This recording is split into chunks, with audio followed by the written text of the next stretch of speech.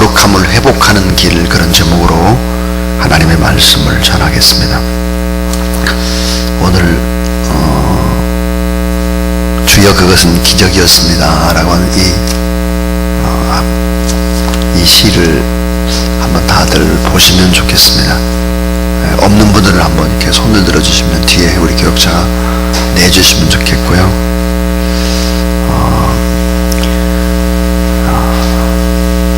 이 느헤미야서를 이제 강해를 하고 성전 건축에 대한 비전을 키워나갔습니다. 그래서 느헤미야서를 강해하고 난 다음에 성전을 이곳으로 옮기게 되었습니다. 그래서 이 주사랑교회라는 교회가 어떻게 세워졌나, 그리고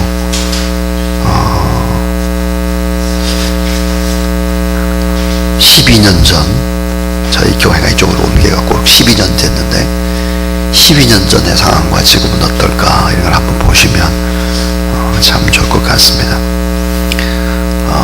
저희 교회가 이쪽으로 옮겨올 때 지금 교인의 반 정도 됩니다. 반. 그러니까 2배 정도 부흥을 했다고 보면 됩니다. 그렇게 작은 수를 가지고 어떻게 교회를 이끌었을까 하는 것입니다. 제가 한번 서사시 형태로 그대로 사실 그대로를 기록한 것이기 때문에 읽어보면 여러분이 아마 알 수 있을 것 같고, 느헤미야라고 하는 이 말씀을 붙잡고 이제 말씀을 나누고 또 기도하고 그렇게 했을 때 하나님께 베푸셨던 축복이 뭘까, 한번 그런 것들을 또 돌아보면 좋을 것 같습니다. 주여 그것은 기적이었습니다.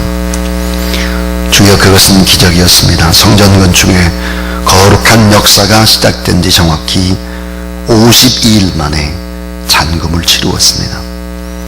25억 원의 성전 건물을 계약할 때 2억 9천만 밖에는 없었습니다. 중도금 5억 원과 잔금 17억 5천만 원을 지불한 것은 기적이었습니다. 주님, 돈의 액수가 기적이 아니라 일의 과정 그 자체가 기적이었습니다. 8월 4일 월요일 오후에 계약하여 9월 25일 목요일까지는 52일이었습니다. 주님, 52일 동안의 기적입니다. 다 회파해진 예루살렘 성벽을 재건하면서 공동체의 신앙을 회복했던 느헤미야, 역사의 새벽을 깨우는 성벽 재건이 52일 만에 끝을 내었던 것을 기억합니다. 느헤미야 6장 15절에 성역사가 52일 만에 엘루를 25일에 끝나매, 주님, 우연의 일치가 아니고 저희들이 계획한 것이 아닌데 성벽 재건 공사와 끝나는 일수만 정확한 것이 아니라 달과 날이 꼭 맞습니다. 엘루는 유대인의 원력으로 6월이며 지금의 9월이었습니다. 그러므로 성벽 재건을 완성하느니 9월 25일로 주사랑교회가 잔금을 다 치르고 성전의 등기까지 마친 날이 9월 25일이었습니다. 저희들은 기도하며 진행을 했고 2002년 성전 건축을 추진할 때 느헤미야 강해를 통해서 비전을 심었습니다. 느헤미야 같은 영적 지도자들과 같이 어둠의 역사를 새 역사로 바꾸자고 기도했습니다. 민족 존망의 위기 역사가 암울할 때, 희망이 보이지 않을 때 성벽 재건 운동을 일으켜서 민족의 밤을 새벽으로 바꾸길 원했던 느헤미야가 주사랑교회 안에 일어나기를 소망해 왔습니다. 시작한 날과 끝나는 날 또한 일수가 정확히 맞는 것은 기적입니다. 저희들이 계산하지 않았기 때문입니다. 그 52일의 과정이 너무나 일치합니다. 선한 일을 하려 할 때 부딪혔던 많은 일들이 같습니다. 산발랏과 도비아가 나타나서 비웃고 내적인 공격과 외적인 방해도 계속되었습니다. 그러나 주님 돌아보면 그들 때문에 더욱더 애절히 목 놓아 주님을 부르고 눈물의 땀과 헌신을 드릴 수 있었습니다. 저희들을 기억하소서. 기적의 도구로 드려진 수많은 기도의 눈물을 흘린 이들을 기억하소서. 천시간의 기도와 연속으로 였던 금식의 기도, 목장별로 힘을 모았던 합심의 기도를 기적으로 바꿔주신 주님께 감사를 드립니다. 주여 잊지 마소서. 첫 번째 장만한 집을 고스란히 드리는 헌신자를 축복하소서. 불편한 몸으로 병원에 치료비를 준비했던 돈을 기쁨으로 드린 2명의 육신을 이제는 치료해 주옵소서. 주여, 어린 아이들의 동전 모으기 운동, 코 흘리기의 돌반지를 드렸습니다. 자녀들을 일생 동안 지켜 주옵소서. 사랑하는 선교사님들의 헌금을 주님 받으셨사오니 초대 예루살렘 교회가 어려울 때 헌신했던 종들처럼 선교사님들의 그 정성을 받으시옵소서. 중국 땅에서 땅끝인 아프가니스탄에서, 미국 텍사스에서, 바다 건너 뉴질랜드에서, 동토의 땅 모스크바에서, 검은대로 아프리카에 드려진 선교사님들의 마음을 받았습니다. 주님, 보답할 수 있게 하소서. 주님, 청년들의 땀 흘림을 받으소서. 한여름날 공사판에서 등짐을 지고 나서 얻은 일당 5만원을 오병이어의 기적으로 바꾸셨습니다. 수없는 통장들과 적금들이 중도 해약되어 주님의 재단에 바쳐졌습니다. 돈을 끌어갔다 창피당하고 되돌아오시던 관사님의 무거운 발걸음을 가볍게 해 주소서. 다칠 물질이 없다며 눈물로 호소하던 얼굴을 주님 기억하시고 축복하소서. 자녀의 학자금을 바치고 15%의 이자를 감당하면서 주의 재단에 대출금과 모든 것을 바쳤습니다. 생활비 전체를 바쳤던 목회자들의 아픈 현실과 즐거운 헌신과 주님을 향한 사랑을 받으소서. 주님, 광림수도원에서 기도하던 가난한 식구들의 순수한 어린아이 같은 마음을 받으소서. 가진 모든 것을 연복비에 대신 모자를 벗어 그 안에 헌금하고 CF 모델 탤런트로 활동하게 될 출연료를 드리로 작정한 이들을 주님 축복하옵소서. 성전 건축을 위해서 11조가 아닌 10의 2조를 드리는 분들, 10의 5를 드리는 분들을 주님 잊지 마옵소서. 돈 굴어다니는 목회자들을 보며 마음 아파 울어주시던 교회 권사님들에게 영혼육의 강건함을 허락하소서. 자신의 소중한 아파트를 한 번도 저당 잡힌 적이 없었던 그 아파트를 담보로 제공하고 노심초사하는 일을 붙드소서. 그 가정에 복을 내리소서. 가진 것은 오직 몸뿐이라며 안타까워했던 마음을 주님 위로하시며 하늘의 평강을 주옵소서. 긍휼을 베푸소서. 기도가 가장 큰 헌신이며 기도가 희망을 만든다며 기도에 헌신됐던 모든 일의 기도를 받으소서. 가장 소중한 독생자를 우리에게 내어주신 여호와 하나님, 성전을 위해 향유 옥합을 깨뜨려 헌신한 아름다운 사랑을 받으소서. 이제 주의 종이 말씀을 전하는 그곳에는 언제나 간증으로 영광을 돌리게 하소서. 떨리는 마음으로 드리던 과부의 두랩돈과 같은 전부드림의 헌신을 받아주소서. 깊은 밤 성전에 나와서 이 제단을 위해서 기도의 파수꾼이 되겠다며 선교지에 나가는 것을 뒤로 미루고 기도해 주시던 선교사님의 눈물을 받으신 것을 감사합니다. 남의 일 보듯 강 건너 불난 집 쳐다보듯 무심한 사람이 없고 모두 다 한 마음으로 주님을 사랑하고 교회를 사랑했던 모든 성도들의 거룩한 소원을 받아주셔서 감사드립니다. 태풍 매미로 수해를 당한 우리의 이웃에게 사랑을 베풀지 못함이 죄송스러움으로 남습니다. 그들을 축복하사 다시 주 안에서 일어서게 하소서. 주님, 선교 현장에 늘 영적 전쟁병에 계신 선교사님들을 위해서 물질과 영적 지원에 소홀했음을 용서하소서. 이제는 힘을 모아 주님의 이름으로 섬기겠습니다.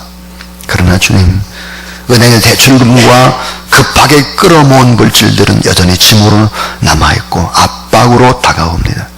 주님께 능력과 지혜를 주셔서 해결해 나가게 하소서. 문정동의 건물에 세입자들이 상처를 받지 않고 교회와 잘 협의되게 하시고, 잠실본동의 건물도 다른 교회로 잘 양도될 수 있게 도와주소서. 주님, 12월 말에는 잘 리모델링된 성전에서 성전 축하 예배를 드리게 하옵소서. 성탄 축하 예배를 드리게 하옵소서.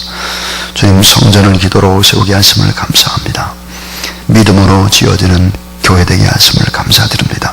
소리 없이 건축될 수 있도록 인도하심을 감사드립니다. 기쁨으로 각자 맡은 자리에서 사명을 감당케 하시는 것을 감사드립니다. 이같이 세워지는 교회에서 하나님을 높여드리고 사람을 키우고 세우는 재단 되게 하소서. 기적을 베푸시고 하나님의 역사를 나타내셨사오니 주님 영광 받으소서. 오늘부터 내가 축복하리라 학계 선지자에게 말씀하신 약속을 이루소서. 주여, 주는 이 교회를 수년 내 부흥케 하소서. 큰 기적을 이루신 주님을 생각하면서 2003년 9월 마지막 날, 가을볕이 좋은 날, 주님을 사랑합니다.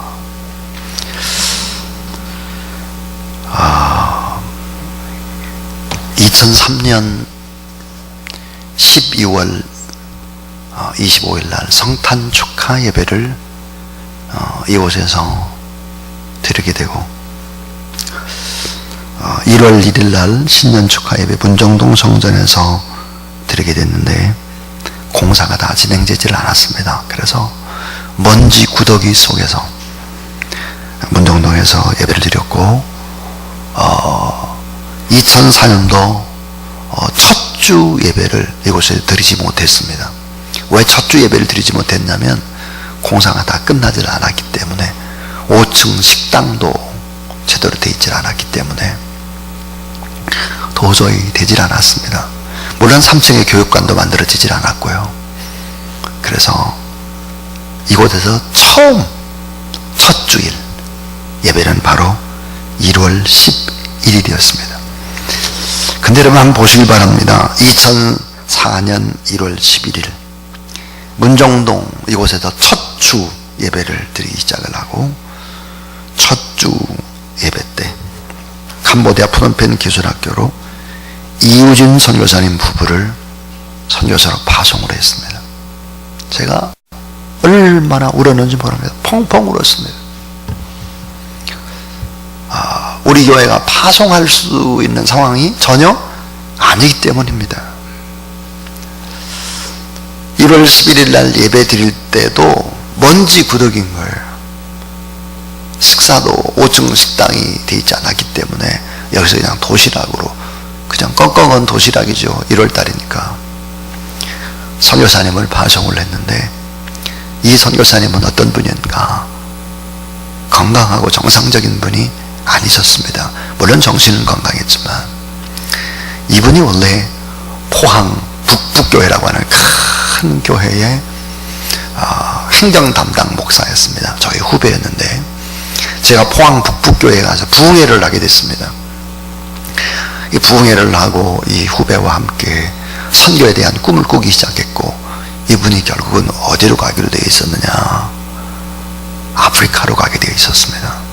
그래서 아프리카에 훈련을 이제 받고, 그리고 슈바이처 박사가 있던 가봉으로 가기로 돼서 가봉을 가서 현지를 다 둘러보고, 그리고 비행기를 타고 돌아오는 길에 뇌졸중이 온 것입니다. 그래서 결국 홍콩에서 내려가지고 뇌 수술을 하게 되었습니다. 결국은 아프리카로 가지 못한 것입니다.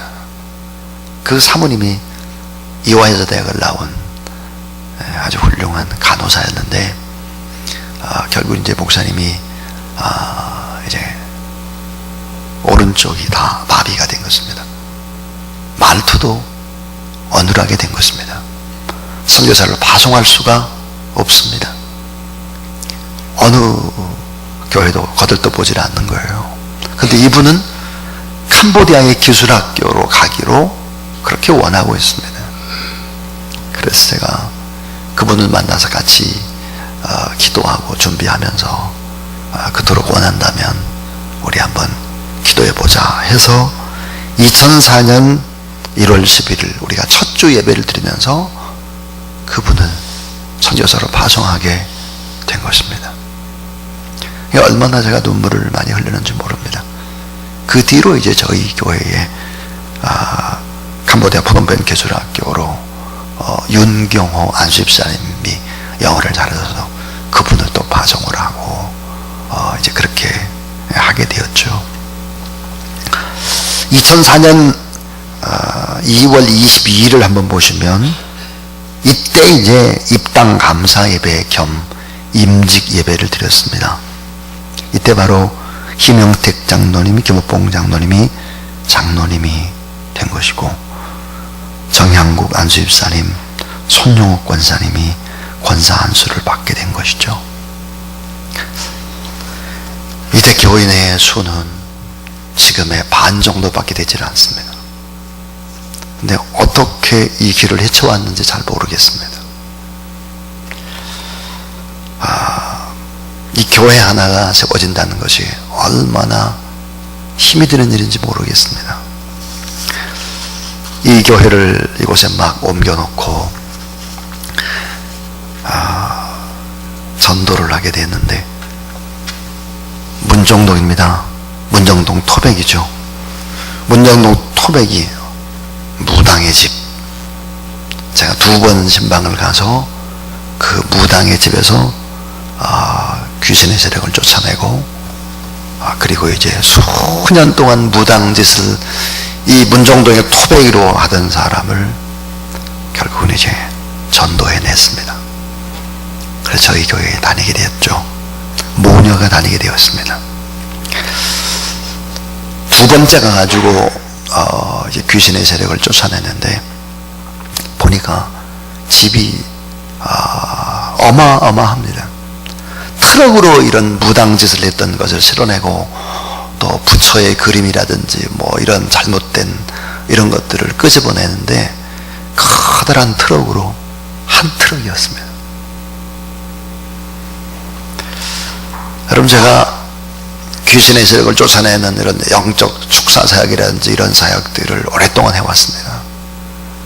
그래서 그걸 몰아냈는데, 여러분, 이 오랫동안 무당짓을 했던 사람이 교회에 나왔다고 해서 좋아할 일이 못 됩니다.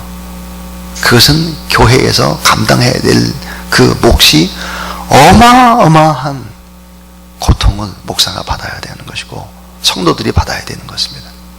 왜냐하면 무당짓을 하면서 배웠던 이런 가치관과 이런 것들이 쫙, 그것이 다 빠질 때까지 주변의 사람이 고통 그 자체인 것입니다.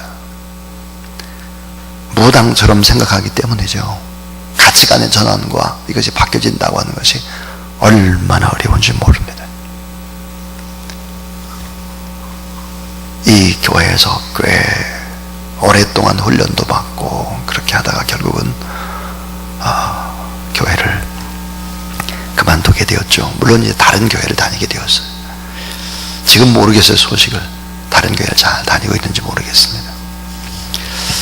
제가 목회를 하면서 참 고민이 뭐냐면, 공의와 사랑의 경계선입니다.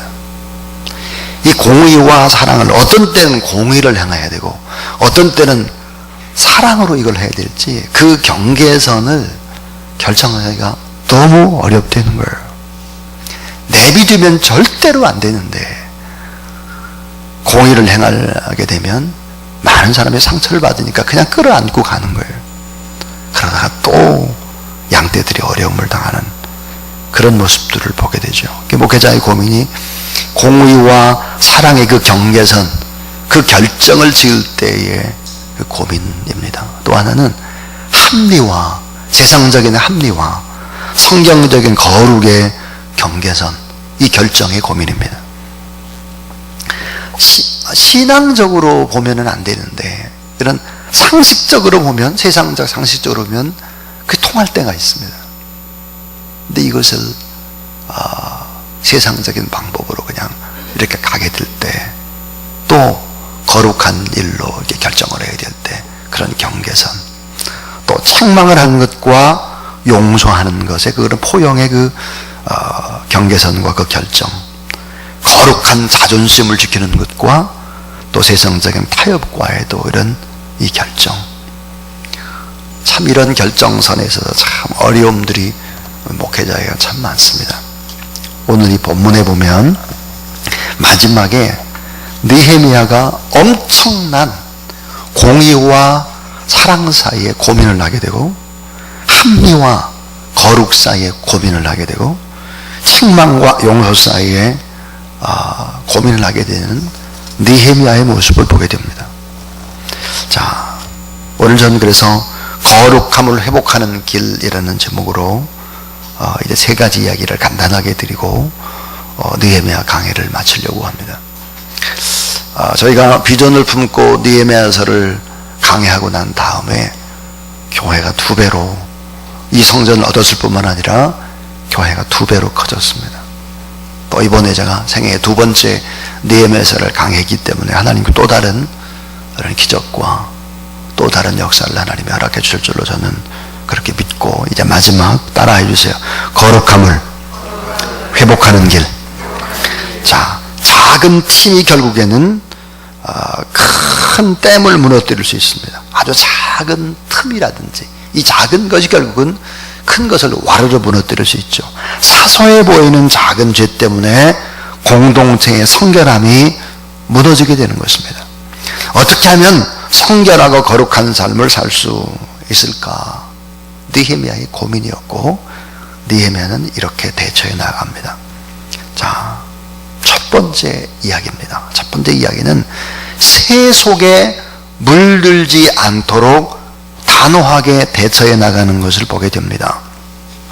자, 이방인과 결혼을 금지한 것이 언약이었습니다. 근데 공공연히 유다 사람들이 통혼을 하고 있는 것을 볼 수 있습니다. 아까 23절에 그때 내가 또 본즉 유다 사람이 아스돗과 암몬과 모압 여인을 맞아 아내로 삼았는데 그랬습니다. 통혼이죠. 근데 24절에 보니까 그들의 자녀가 그랬습니다. 그들의 자녀가. 자, 불신앙 배우자에 의한 가장 큰 피해자는 누굴까? 자녀인 경우입니다. 자녀. 무당의 가장 큰 피해자는 바로 무당의 자녀들입니다. 그렇듯이 이방인과 결혼하는 것을 율법이 금지했음에도 불구하고 유다 사람들이 계속해서 통혼을 하는 것입니다. 이 통혼한 가정의 자녀들 가운데, 자, 오늘 24절을 다시 한번 볼까요? 24절, 자, 시작. 같이 읽습니다. 그들의 자녀가 아스돗 방언을 절반쯤은 하여도 유다 방언은 못하니 그 하는 말이 각 족속의 방언이므로 그랬습니다. 1.5세인 것입니다. 1.5세. 그러니까 결국은 절반은 이방 방언을 하고 또 유다 방언은 못했다는 거예요. 민족의 정체성, 신앙의 정체성 다 잃어버리는 것입니다. 자, 지금 미국 교회에 한인 교회 가운데 미국 교회에 위기가 있습니다. 그것은 바로 1.5세들입니다. 1.5세. 자, 미국으로 이민을 가서 자녀를 낳고 그 자녀를 기르기 위해서 엄마 아빠는 세탁소 일도 하고 밖에 나가서 그냥 일을 했습니다. 아이들은 다 미국 학교에서 공부를 했죠. 그러니까 한국말도 잘 못하는 거예요. 오히려 영어를 잘하게 되죠. 엄마 아빠 의사소통이 잘 되지 않는 거예요. 그러니까 한인교회 안에의 문제가 뭐냐면 목사님이 영어로 아이들 설교도 할 수 있어야 되지만 또 어른들을 위해서는 한국어로 설교를 할 수 있어야 되는 거예요. 그러니까 이건 미국 사람도 아니고 한국 사람도 아닌 거죠. 그래서 그런 교회가 아주 진통을 겪고 있는 거예요. 진통. 가치관의 혼란이죠. 아이들은 이게 한국 사람인데 가치관은 어때요? 완전히 미국인 거예요. 엄마 아빠는 30년 전 뭐 이런 때 미국으로 갔으니까 다 가치관이 한국 가치관이에요. 계속 충돌이 일어나는 것입니다. 교회 안에도 마찬가지. 자, 그래서 느헤미야는 이방인과 통한이들을 보고 격분하고 있습니다. 그래서 격분해서 오늘 이 본문에 보니까 25절 보니까 내가 그들을 책망하고 저주하며 그들 중 몇 사람을 때리고 그들의 머리털을 뽑고 그랬습니다. 그래서 결국은 세속에 물들지 않도록 이 거룩함을 유지할 수 있도록 이렇게 심히 경각심을 주면서 경계하고 있는 느헤미야의 모습입니다. 세속에 물들지 말아야 된다. 거룩함을 회복하는 길이, 그러니까 결혼이라고 하는 것을 잘 해야 한다 하는 이야기죠. 첫 번째 이야기합니다. 두 번째입니다. 따라해줘요. 죄를 경계해야 합니다. 죄를 경계하라 그랬습니다. 평안할 때의 이 방심은 신앙의 거목도 쓰러뜨리는 것입니다. 자, 여인이 낳은 자 중에 가장 지혜롭다, 정말 지혜로운 왕 솔로몬입니다. 이 솔로몬 왕도 이방인과 결혼한 후에 우상 숭배에 빠지게 되는 것이죠. 솔로몬처럼 하나님 앞에 특별한 은혜, 특별한 지혜를 얻은 사람도 결국은 결혼을 잘못하고 이 작은 죄를 반복할 때 나라가 두 쪽이 나는 것입니다. 나라가. 그러니까 이 엄청난 일들, 결국은 이 잘못된 선택으로 인해서 거룩성을 상실하고 하나님께로부터 멀어지는 그리스도인들이 많은 것이죠. 그러니까 모든 일의 결정의 기준은 신앙이어야 된다 하는 것입니다. 이 성결함은 순식간에 깨지고 회복되기가 너무나 어렵기 때문이죠. 그 죄를 경계해야 된다. 그 다음에 이제 세 번째 이야기는 따라해 주세요. 지도자는 더욱 깨어 있어야 한다. 예, 지도자가 더욱 깨어 있어야 되는데 오늘 본문에 보니까 대제사장의 집안 사람까지 이방인과 통혼을 했다 그랬습니다. 제사를 집전하는 대제사장, 이 대제사장이 느헤미야의 대적자, 우상 숭배자인 산발랏과 인척관계를 맺었다 하는 것입니다. 그러니까 결국은 이 지도자들이 잘못된 부분들도 역시 많다, 영향력이 크다. 그래서 지도자는 성결을 유지하도록 더 깨어 있어야 된다. 그래서 이 지도자의 문제도 결국은 공의롭게 느헤미야가 처리하고 있다 하는 것입니다. 그런데 마지막 제일 중요한 것이 있습니다. 이 거룩함을 회복하는 길이 뭘까 하는 거예요. 네 번째는 너무 중요합니다.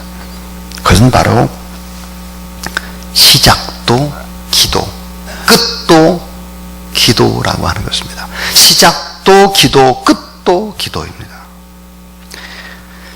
자, 느헤미야 1장 4절에서 시작을 기도로 하고 있습니다.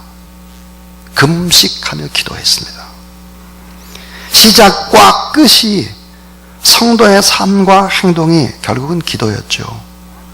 오늘 느헤미야에서의 맨 마지막 바로 31절, 느헤미야 13장 31절은 기도입니다. 기도.